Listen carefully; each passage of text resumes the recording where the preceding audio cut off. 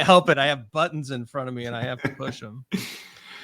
All right. Welcome to today's episode of Your Daily Scrum. We are professional Scrum trainers, Ryan Ripley and Todd Miller. We get together each and every day to answer your questions about Scrum with the hopes that y'all learn a little bit about Scrum, take an idea back to your teams, and, do a little bit better each and every day.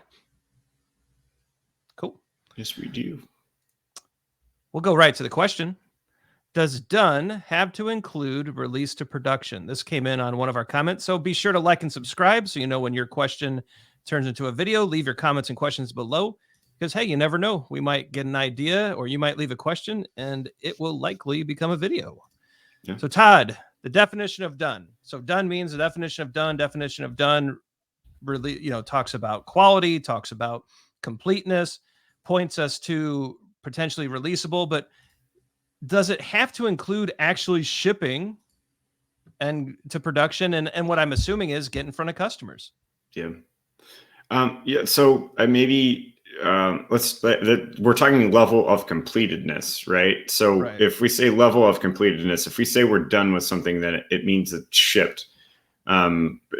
There's a black and white answer here, and it doesn't. Scrum requires that it's releasable, but it doesn't have to be put into production. I guess it's a pretty black and white definition, but we should talk about all the reasons why, from a product management perspective, we'd love if done equaled production. Well, yeah, I think if done equaled production, then we're doing continuous delivery. Mm-hmm. We're leaning into rapid feedback. We're getting a lot of good things out into the world. We're getting a lot of good feedback back into our teams. It means that we can hopefully optimize value, optimize happiness from a customer perspective. It also means that our product owner is actively engaged and understands that continuous delivery works in their space. And so I think those are some really good things there, Todd. What comes to mind for you? Yeah. I guess just to circle back, if you're using Scrum and you're in a potentially shippable state at the end of a sprint, awesome. That's a great place to be. If you're not, work there. Yeah. But I start to think about all the risk that I put my product owner hat on, right? And I start to think about these hypotheses that I've formed that people are going to use something that I think they're going to use. Even you can have a customer tell you a million times over that they need this feature, they're going to use it. You hear it from 5 customers, you put it into production, nobody uses it, right? Right.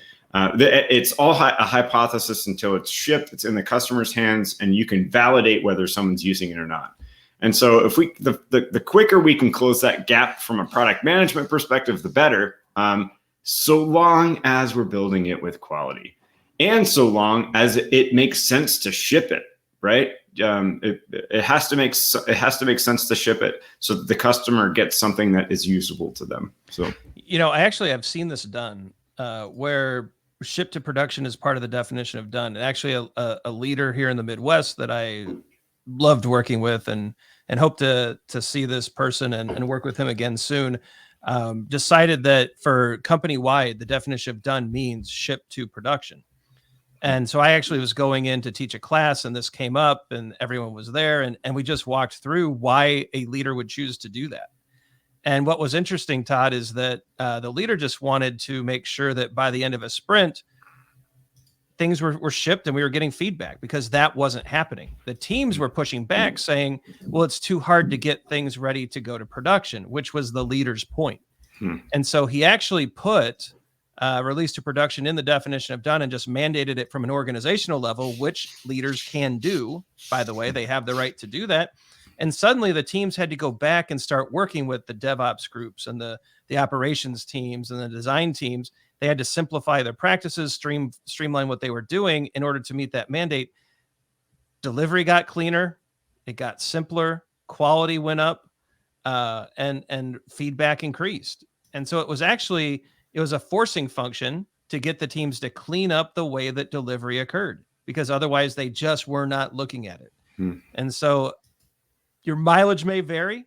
In this case, it was a very positive thing. But to directly answer the question, does done have to include release to production? Absolutely not. Yeah. You just have to be releasable. Yeah. Good question. Great question. Thanks for sending that one in. It came in, I think, through the comments here on YouTube. So leave your comments below. Leave your questions, and we'll try to turn those into videos as quickly as possible. Like and subscribe so you don't miss it when we drop the video, right? You don't want to miss your own question. That would be terrible. So like and subscribe. Check out the socials. Some videos just popped up. Maybe those are helpful to you too. We hope that this discussion is useful to you. We hope that you're able to get to releasable. But as Todd said, if you're not, work towards that first. And hopefully you're getting some more feedback. Your customers are happier, and your Scrum practices and your delivery practices, more importantly, are getting better each and every day. But for Todd Miller, I'm Ryan Ripley. We'll see you tomorrow. Go out and do some great things.